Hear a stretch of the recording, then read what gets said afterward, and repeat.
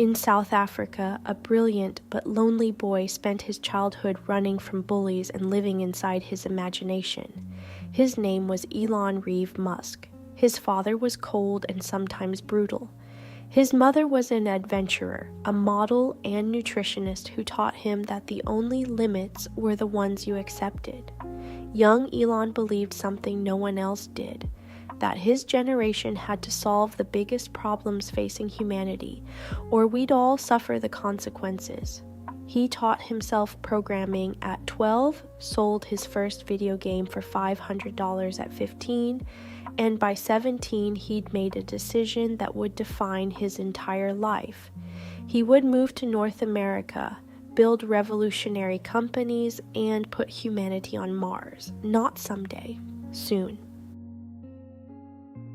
After studying at Queen's University and briefly at Stanford, Musk co-founded Zip2, a web software company, in 1995. It was modest success to see the company sold for over $300 million. But Musk wasn't interested in sitting back. He had bigger plans. He founded X.com, an online financial services startup, which merged with Confinity in 2000 to become PayPal.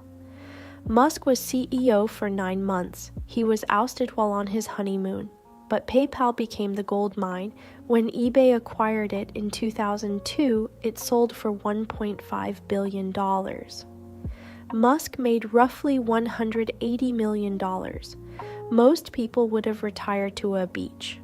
Musk took his entire fortune and betted on 2 impossible dreams: electric cars and space exploration.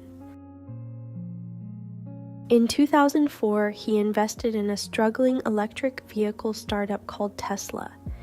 Everyone said he was insane. Electric cars were toys. The industry had tried and failed for a century. Musk didn't care what people said. He brought in engineers, demanded perfection, and pushed them past what they thought possible. He became CEO in 2008, the same year the financial crisis nearly killed the company. Tesla had 3 months of cash left. Musk personally borrowed money from friends, mortgaged his houses, and burned through his PayPal fortune to keep Tesla alive. He cut his own salary to $1 a year. By 2010, Tesla went public. The stock price climbed, then climbed more. By 2020, Tesla's market cap surpassed $1 trillion. Musk had done something no one in 100 years had accomplished. He made electric cars desirable. He didn't just disrupt the auto industry, he humiliated it. And he did it while starting his second impossible company. In 2002, before Tesla, Musk founded SpaceX with a crazy goal: land a rocket on its own, reuse it, and reduce the cost of space travel by 10 times. The aerospace industry laughed. It was technically impossible, they said. Rockets were too expensive, too complex. You could never land one vertically. Musk taught himself rocket science from textbooks and first principles. The first 3 Falcon 9 launches failed. His money was draining. SpaceX employees wondered if they'd get paid, but Musk's obsession never wavered. On the 4th attempt in December 2015, SpaceX landed a Falcon 9 booster intact. It stood upright on the launch pad, smoking slightly, having traveled to space and back.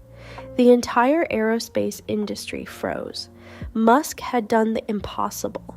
By 2020, SpaceX was landing rockets routinely.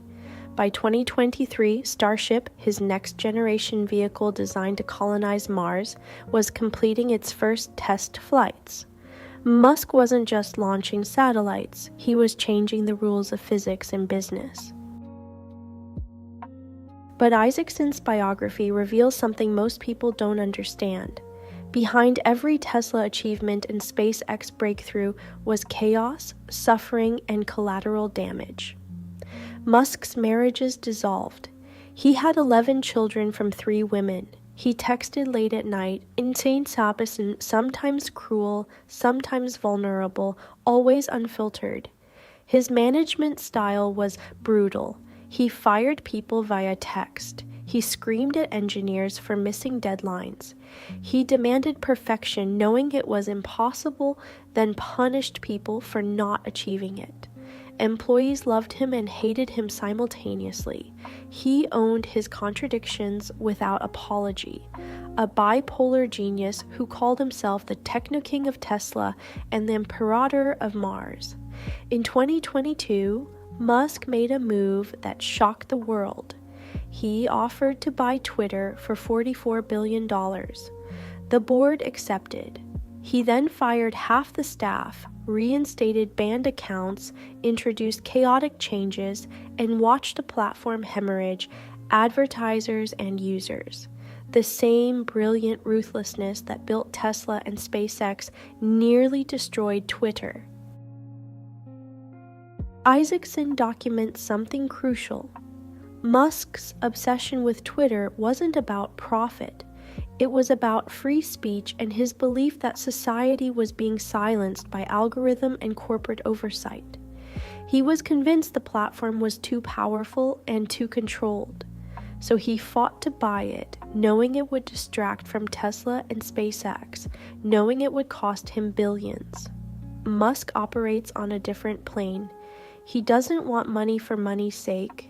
He wants it as fuel for his actual obsession, ensuring humanity survives and becomes multiplanetary.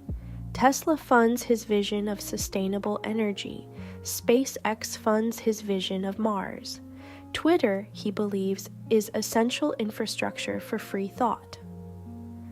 Isaacson shows us a man who is rarely satisfied, almost never sleeps, and believes his purpose is bigger than any single company or dollar amount.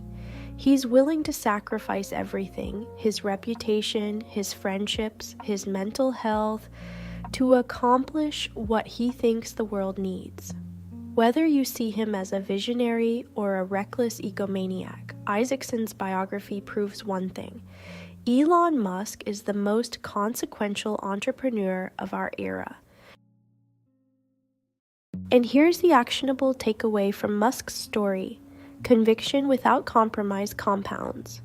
Every company Musk built succeeded because he refused to accept that something was impossible. He didn't ask permission. He didn't wait for certainty. He moved on first principles, breaking problems into their component parts and rebuilding them from zero. When everyone said electric cars would never work, he asked, "What is the physics?" When aerospace said rockets couldn't land themselves, he studied the actual constraints and tried anyway. That relentless clarity, that refusal to accept inherited limitations, is what separated Musk from every other entrepreneur of his generation.